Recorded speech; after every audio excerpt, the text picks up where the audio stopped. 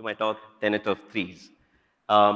So just before we go into the whole presentation, I'm just going to leave this one slide here, which we'll touch upon a little later. But I will interrupt my thing for Shagun to say some nice words about me. So. I mean, do you want to do it yourself? I No, think no, you'll you do a can. better job than I will. No, you can go ahead. Okay. So, folks, this is the welcome. Thanks for staying. Thanks for coming after lunch for this. I hope you're not sleepy. So, this is the last talk of the design track for the conference. We have one workshop after this. And we have the great pleasure of having Vimal Sathish with us at this. We've been trying to get him to come for this conference for years, so it finally happened. Vimal is, there's too much to say about him, and I can't do justice to it, but he has been around the industry for about 17 years. If there's something that's been there, he's worked on it. He's worked on like multiple top 10 mobile titles. He's worked across platforms, he's worked on consoles. If there's something that's been done, Vimal has had a finger in that pie. And at one point, he's worked on what? On the games of the first iPhone? Yeah. Yeah, that was cool, right? Today, he works at Zynga as the director of design. And he is going to talk to us about his methods of problem solving in design. Please listen to him. He's going to tell you some really, really cool things. I've seen the deck, so no spoilers from me. But let's have a huge round of applause for Vimal, and I'll let you take it away. Thank you. Oh, sorry, last thing. Phones on silent, please. Oh, no. Oh, no, not this one. Aha. This is the final boss. I think a lot of problem solving is required. Yeah, it's okay. Right, as most of you know, and you've probably heard us say this, we're going to do a survey at the end with a QR code. Please scan this QR code survey. It's one question, helps us get feedback. Vimal is also going to ask you to do it. Okay, cool. I'm going to stop talking. Yeah, so I'm going to just have this slide over here, which we'll revisit towards the end of the presentation, but I'll try like seeing what learnings we can get from like 3 fairy tales and what I'm going to talk about. We'll see how we can link the two together. So who am I? Like Shagun was kind enough to tell. I work as the director of design at Zynga, roughly 17 years of experience. So what's been my journey to get to this point? I started off doing my bachelor's in medical electronics. So 2 years of medicine, I'm half a doctor, and I would have saved 100, if not thousands of lives by not practicing medicine. So that's what I did for my bachelor's. Then did a couple of years in Infosys. There was like crazy recruiting of freshers that was happening. We had an unofficial motto that sort of said trespassers will be recruited. Jokes aside, brilliant company to work with. Then I did my master's from Carnegie Mellon, did my master's in entertainment technology. Show of hands for people who are familiar with the art of game design. So I had the pleasure of actually living through the book. I was also Jesse Shell's teaching assistant. Did projects for WMS Gaming, Blue Sky, completely like cutting edge at that point. WMS Gaming, for those who are not familiar, were the second largest manufacturers of slot machines in the world. Got to do projects for Lockheed Martin, US defense contractors. I think they're making the news of late because of the fact that they're tying up with Tata. Also worked as a broadcast experience designer for Fox Sports Network and working with the Pittsburgh Pirates, which was a baseball team at that point, and forayed into startups and games and build my portfolio from there. I have around 20 titles, including undisclosed NDA titles. So that's me. And now coming back to the talk, the Tenet of Threes, we're going to start off with the first one, which is intent, right? What is the intended experience you're trying to build? Who is this intended for? And what is the problem you're trying to solve? That is the first one, and I feel the most important one. The second one is inspiration. What are the sources you're looking at? How appropriate is like your reference point? And does it align with the first intent that you're looking at? And the third is implementation. This is like helping you build like the foresight into whatever design you're putting together. You look at what would be the short-term impact of something I create or design, mid-term, long-term. What would be the worst, middle, and best experience that the players would have with my feature or my design? And the last is, how would players who just come into your feature or your game experience this? Someone who's been in the game for a little while, how would they experience it? And someone who's been there from day one, how would they experience whatever you're building for them? So technically, this is the crux of the whole presentation, and I can end it right here, technically. Yeah.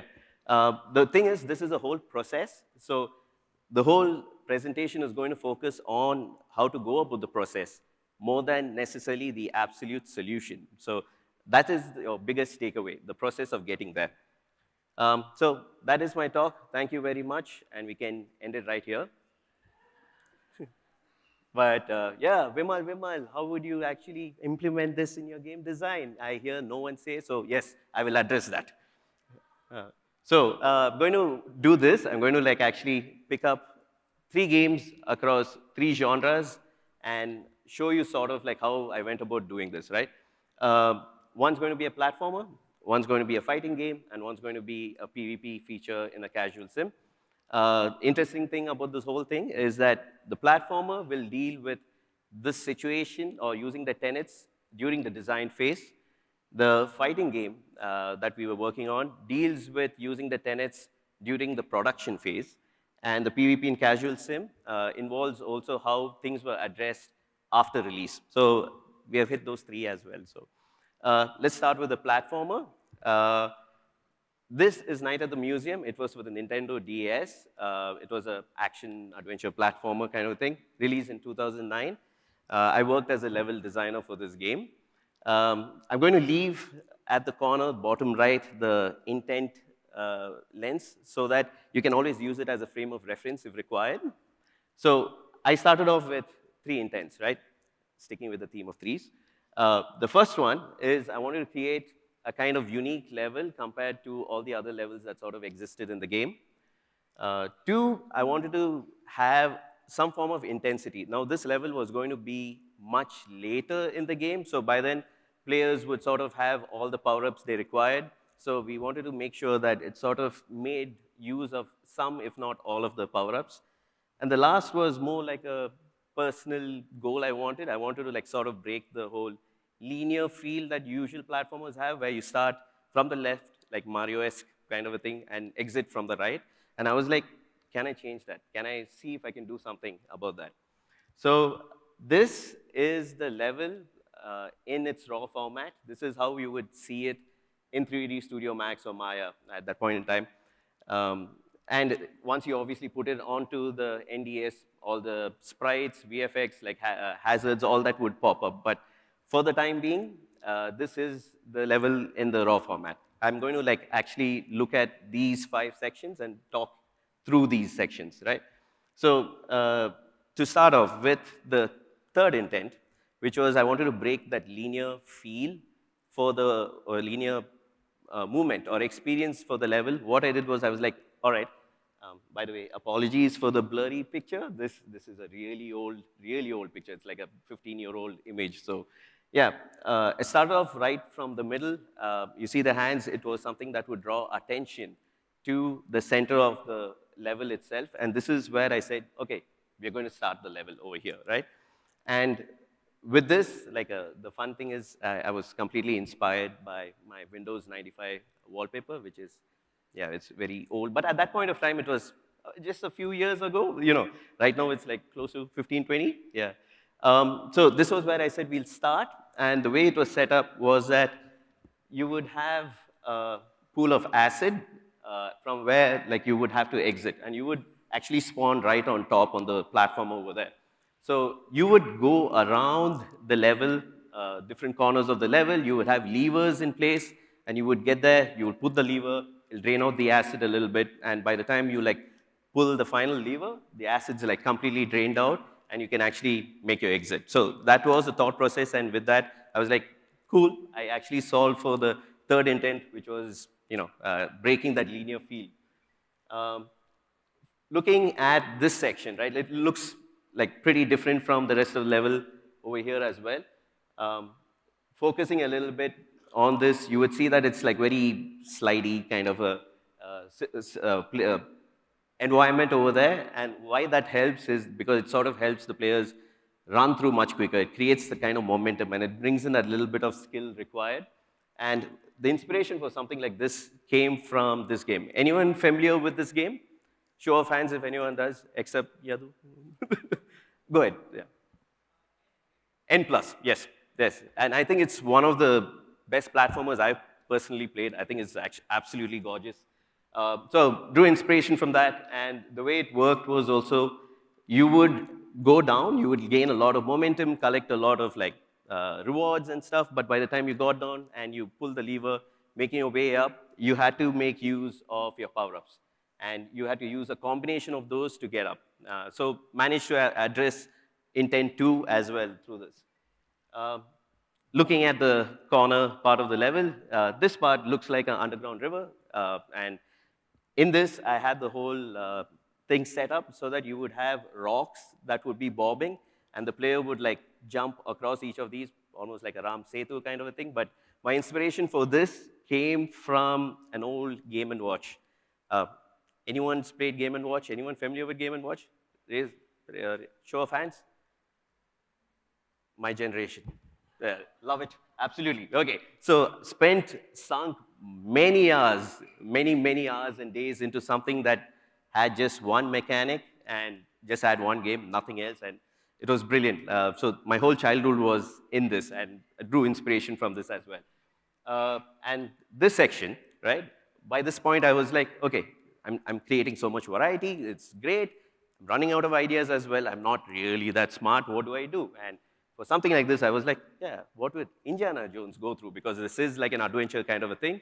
So I had something that was in the form of like lava spikes that would come up. You would see a plume of smoke coming up to indicate there's going to be a spike, and then next minute there would be a spike. So you would use like multiple power-ups to try getting past these.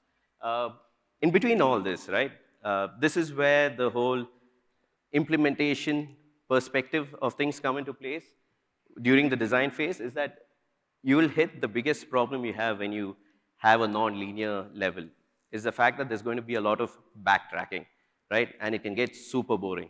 And this whole section over here involved a lot of backtracking. It was a long pathway because you would go from the left to the right, you would go across the underground river and pull the lever, then make your way back completely to the center of the level again. And that can get super, super dull and boring. And this sort of like, for me, the whole inspiration came from the return trip effect. Anyone's familiar with the return trip effect? Perfect. This is great. No one knows about it, but that's something that's universal. And once I tell you about it, you'll be like, yeah, I think I've experienced it. So the return trip effect is, as an example, right? You're going to meet your friend or your relative. You're going by car, you're stuck in traffic, it takes you an hour and a half to get to destination, right? And you're like, oh, this is the worst trip ever, I dread going back. And then when you actually go back, you're like, wait, it wasn't as bad, it felt like I got home quicker, you know? That is the return trip effect, and what happens for the return trip effect is the fact that your brain, it's been tormented by the long journey, so it sort of inflates the sort of mental torture you had so that when you're coming back, it doesn't feel as bad. And that is why I love design, because it's not just about like drawing inspiration from games, it's from psychology and like all those things you can put into your level design. So for me, I drew inspiration and understanding from the return trip effect. And what I did was I was like, okay, we need to make it more engaging than your way through the first time, so your return journey is more fun. So what we did was we had you go over, when you fought all the enemies, overcome the hazards, pull the lever. Immediately when you pull the lever, we started populating the return with a lot of rewards and stuff. Some of the rewards were actually in certain areas hidden so that you had to explore a little bit, use your power-ups to get to these places, and then you could collect these rewards. So it was a completely fun experience, safe experience, but it also involved a lot of exploration. And then all of a sudden, coming back was a lot more fun than actually going to pull the lever, So that's how we sort of overcome that linear issue that we had. So again, just as a revisit, in terms of the variety, we had a little bit of exploration like setup. With intensity, as highlighted, we had like areas where you had to use a combo of like power-ups. The third one was my personal goal, which, as shown, we started and ended at the same place. So with that, we managed to like check off platformers. So next one, let's move on to fighting. And as highlighted in fighting, it was, yeah, sure, there was design involved, but it's during the production where we hit certain snags. So I'll get to that. What were the intents with UFC? Now, this is titled UFC Undisputed 2010. For the smart ones out there, you know the release year already. And it was something that came off a total left field. Now, this was the first port of UFC onto mobile, right? Um, we had to port the whole console game onto like a 3.7-inch iPhone. I think this was a second generation iPhone, so it was still very fundamental, right? And the console had close to 100 plus like combination of buttons. So to distill the whole thing into a 3.7-inch screen, it's fun. It's going to be a lot of fun. We had the second intent, which was timeline. So usually when you look at AAA titles, right, like franchises like FIFA and like Madden, it's a yearly release. You have like 100 people working and you have around 10 months to do it. We had half of those or 2/3 of that over there, which was we had to build a AAA quality title for mobile in 10 months. But the problem was we were like only 10 members. So it was little hard. We had a work cut out for us. And the third one was heuristics. Now, the biggest issue was touch interfaces was relatively new still. So it was limited in terms of the tech, in terms of what you could do. And we had to make sure it was very simple for everyone to understand what needed to be done. And that means like whatever controls we put in, we had to make sure it was super, super simple. So how do we go about it? So first one is very, very logical, right?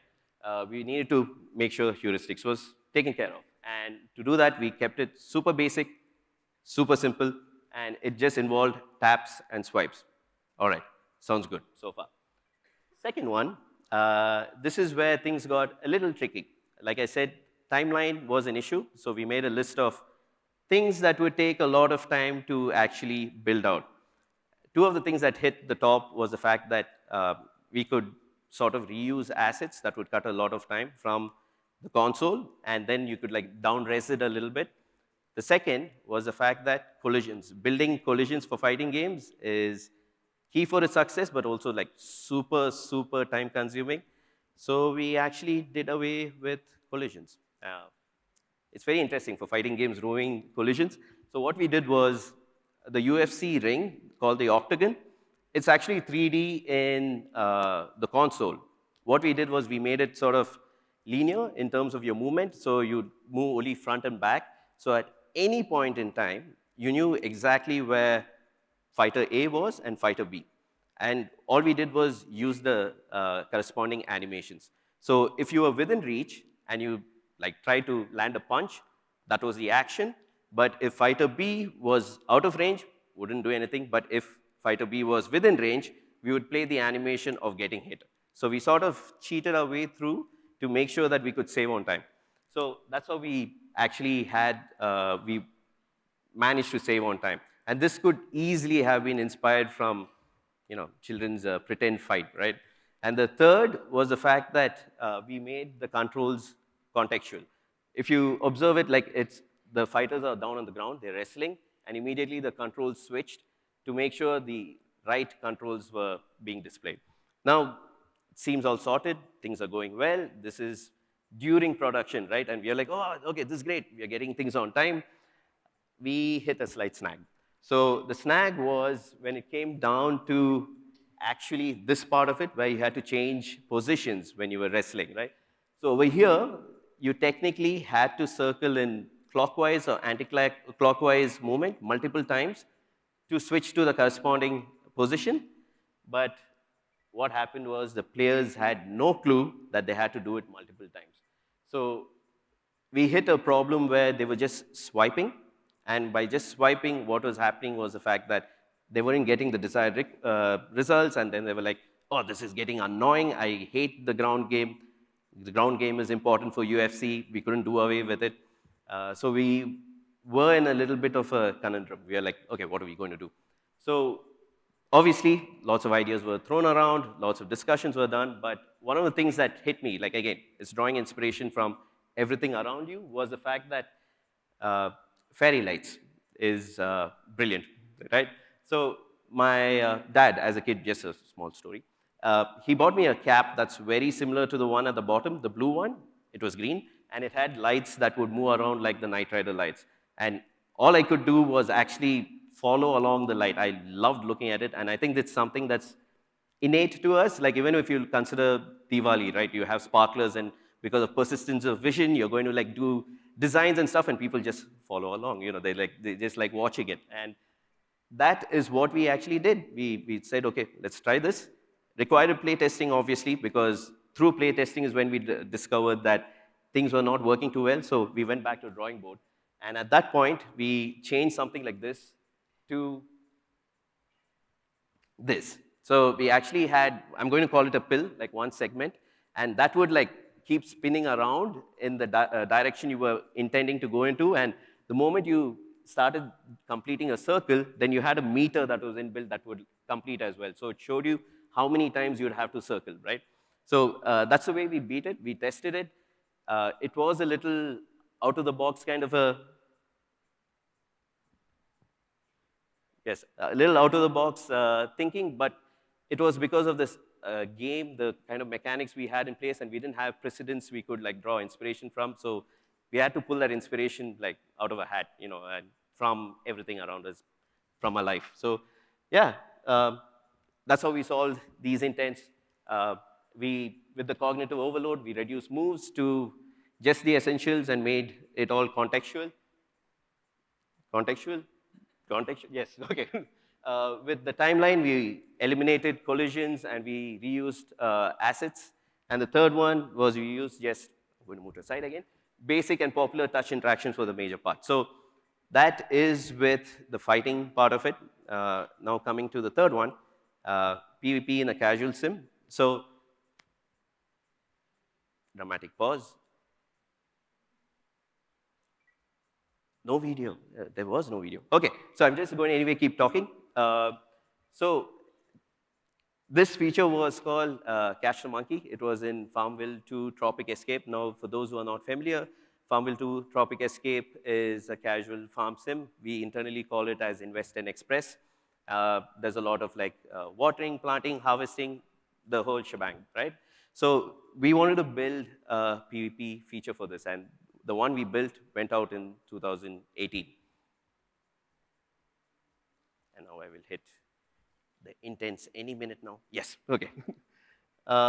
Yeah, so 3 intents for this we had, right?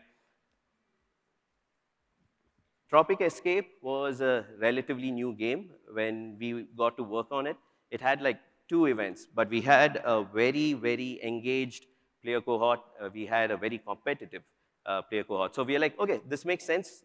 If you're going to make a new event, let's make it a PvP event. You know, it'll actually get the players all worked up and happy about the things. The duration was something else we wanted to handle. The 2 event types we had, one lasted 2 weeks, one lasted 3 weeks, and there was a lot of gap in between. We needed something that would actually fill in between these 2. The big original 2 events were called major events, and we said, okay, let's create a mini event, right? And the third one was engagement. Now, one thing you will commonly find among free-to-play games and their events in this kind of a casual sim environment is that when you plan for something that's 2 weeks, 3 weeks, assume like in our case, 14 days, players tend to actually complete the event in 10 days. So it's not a complete engagement cycle, right? So we wanted to make sure that throughout the course of the event, players were continuously engaged. You know. So what we went to is looking at PvP, obviously, but we didn't want to have too much ambiguity. We were like, oh, we need that cushioning of something that's already been successful. And we went to like basic movement-based simple board games. like Monopoly, Life, Ludo. Very simple. Let's keep it very simple. Make players work around this, and they'll know how to play it because it's more intuitive rather than having to explain the whole process. So we set up a few rules. This was completely like steeped in like proper design, where we're like, okay, it's a 7-day event. We'll have 7 rounds. Each round is 16 hours, 8 hours cooldown period. We'll have the monkeys, which is themed with the narrative over there, be the points. So you just needed to beat the competition by just catching one monkey more than the competition. And we wanted to make sure that, sorry, uh, we match made appropriate players, like equal, sort of like similarly capable players. For that, we looked at certain stats, like number of monkeys caught, how often do you come into the game, how much actions do you commit in the game, uh, did you win the last round, did you lose the last round, are you a payer, are you non-payer? So we went through all these, we made sure there was a algo in place to make sure that players were sort of equally matched. So we did all that, brilliant. We were like all set for stardom. Couple of things as well. One thing you would have realized is with simple movement-based board games, there's a lot of luck involved, like the whole roll of the die. And for a genre like us, we didn't want that kind of a probability to be the defining factor for success. So we looked at like driving strategy and grind investment, which is a phase I coined just for this presentation, by eliminating most of the other randomness in the feature, right? So this way, if you work hard, you can make things favorable for you. We didn't want it to be left to luck for the players. It's PvP. You don't want it to be something like pay to win strictly, right? So the way it works, just as a quick description, is that you get 3 recipes, right? You craft these 3 recipes. You get to choose what ingredients it's made of. You also get shown what's your inventory count for the individual ingredients. So you make a choice of that strategy right there in the beginning. And then secondly, this is your board. So you would look at what is the number of crafts required to trade in for the moves. So you would spend the time crafting, and you would like trade in for the respective moves, and then move your avatar, in this case, either the duck or the fish skeleton that represents the players, and move to the tile that had the monkey, and you would get a point, right? So it's all set. It's looking great. Looks gorgeous as well. And we're like, oh, it's good. It's good. Release it. Like release the Kraken kind of a thing. No, there was a little bit of an anticlimax over here. So within the first couple of days or rounds, we saw the engagement was drastically dropping. And we were like, wait, holy smoke. Why is this happening? Everything was well planned out. This shouldn't be happening. It's supposed to be driving competition, engagement, all that. And what we did was, and this is something you will realize, players will give you like the symptoms of the problems they are facing, and that's a good data point, but they might not be able to highlight what the actual problem is. So use this data point. You need to look at what's happening at a little deeper level, and that's when we arrived at looking at the core loop.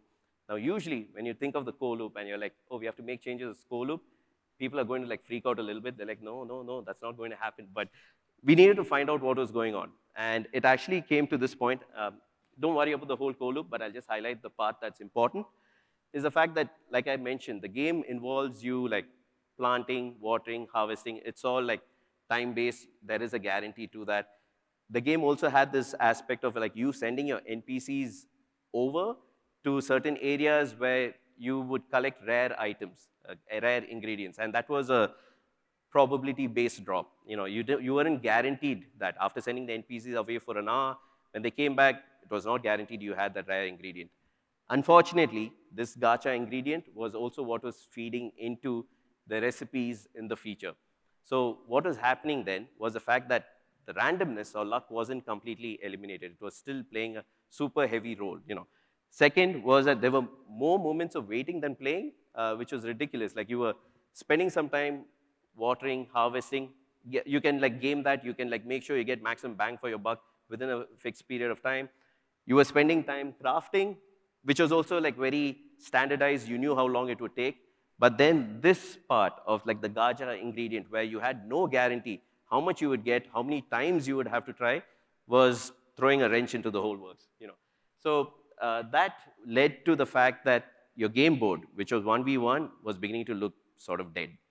There was no movement happening. Players were just staring at the opposition who hadn't moved in hours, and they're like, okay, I'll just catch one monkey, I'm sorted. That person has to catch now 2 monkeys to beat me. So it was becoming very, very laid back to a point where no one was doing anything. I think initial stats around this were like they were catching 8 monkeys maximum. So it was like very deflating. So we went back and we did a small change, which helped a lot.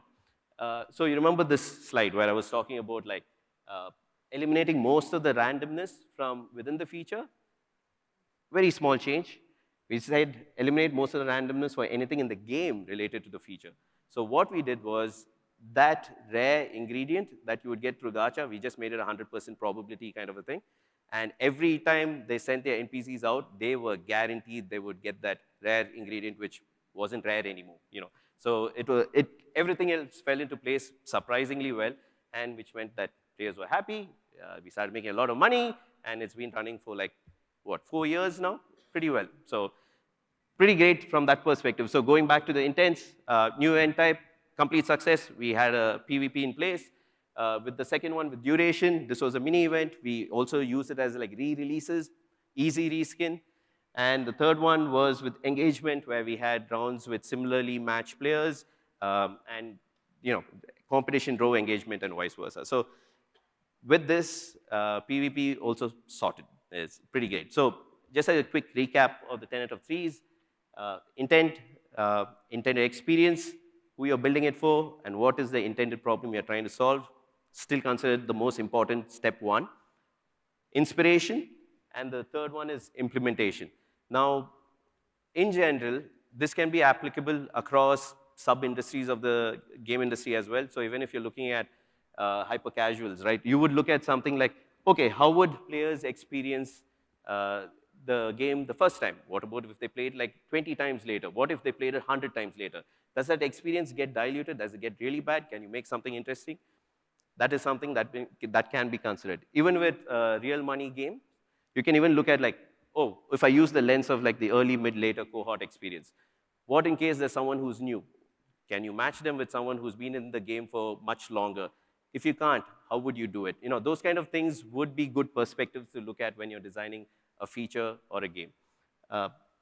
Another 3 takeaways, just to tag on to this, is the fact that in general, when you like build this, over time, as you gain experience using these lenses, your design starts getting stronger and stronger. You start developing a lot of foresight, and over time, you get much better designed features.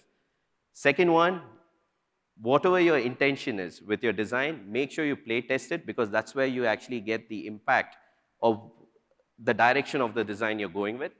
And the third one is be prepared for players when they finally play the feature or the game to come up with sort of results that are going to like surprise you. Hopefully, if you follow these perspectives or lenses, the surprises can still be mitigated if they're bad. If they're good, awesome, emergent gameplay. But if they're bad, it might be still very easy to sort of mitigate it. So that is the talk. But before I leave, coming back to the fairy tales, just a touch point.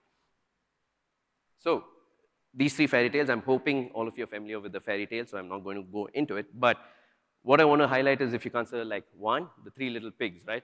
Let's just say the moral of the story is going to be the intent for this purpose. So the intent for 3 little pigs is the fact that hard work and dedication with time will pay off. Now, keeping all other parameters the same, what in case you said there's now a new intent?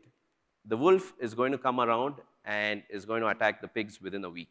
Now, all of a sudden, the third pig that built like the strongest house is going to definitely get eaten.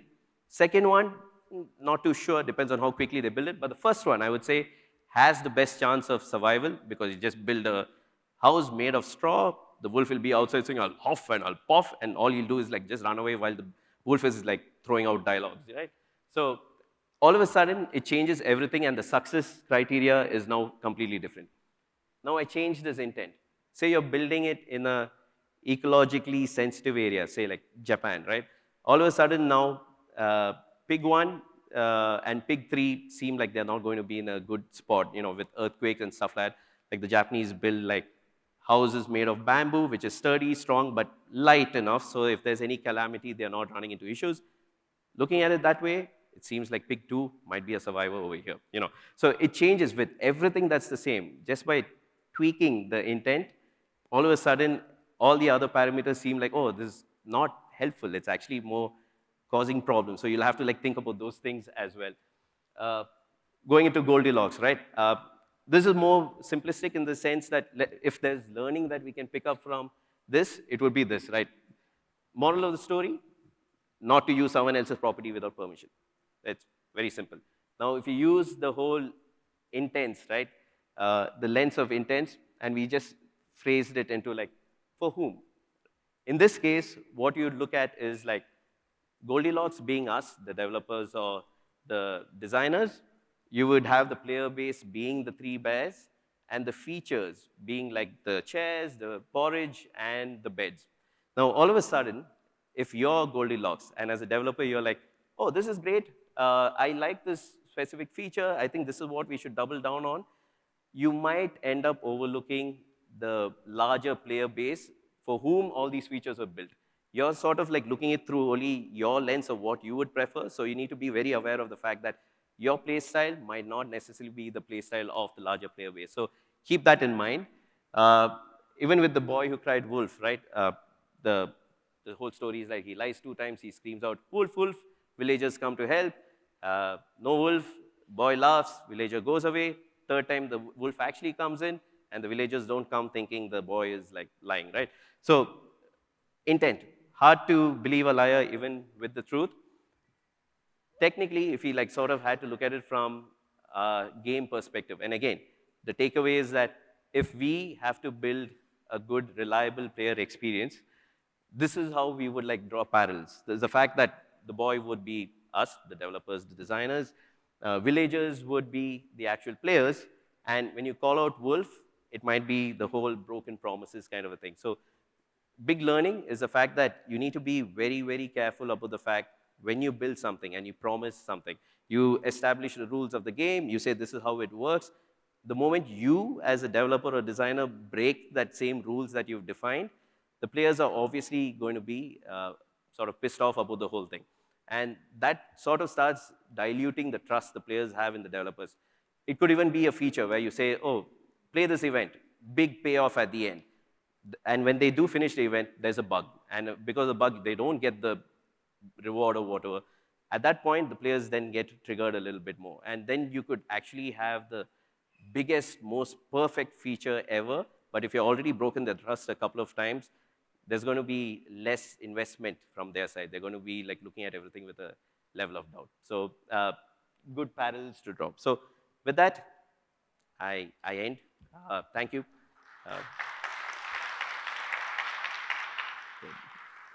Questions. All right, go ahead, sir.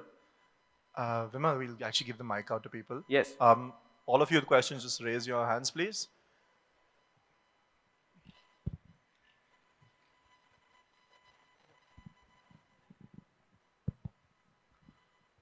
Hi, I'm Nalin, and my question is that, when we are actually building a game, then I personally loved your presentation. I love the wisdom that you've shared with us. But let's say we have a game which is already there. Let's say it's a clone of an old arcade game, which has got, say, 200,000 downloads. Yeah. And we want to make sure that people sort of use rewarded ads more or do something else like that. Then how do we bring your knowledge into play to tweak or work on that? At one level, I love everything you said, but you might, based on your experience, have a framework or a thought process on how one can do that. So I'm going to still use the same lens, right? Sure. So you want to say the players, how do they start using rewarded ads a lot more? Yeah. Did I catch that right? That's right. Okay. So the way that would pan out would be you're okay, what is the player going to get? Who is the intended audience, right? And you're looking at different player types who are there, and you would be oh, this is maybe the player group you want to, or you want to widen the funnel and say all of them. And then what would they get out of this? Like, watching ads is not exactly the best thing the players enjoy.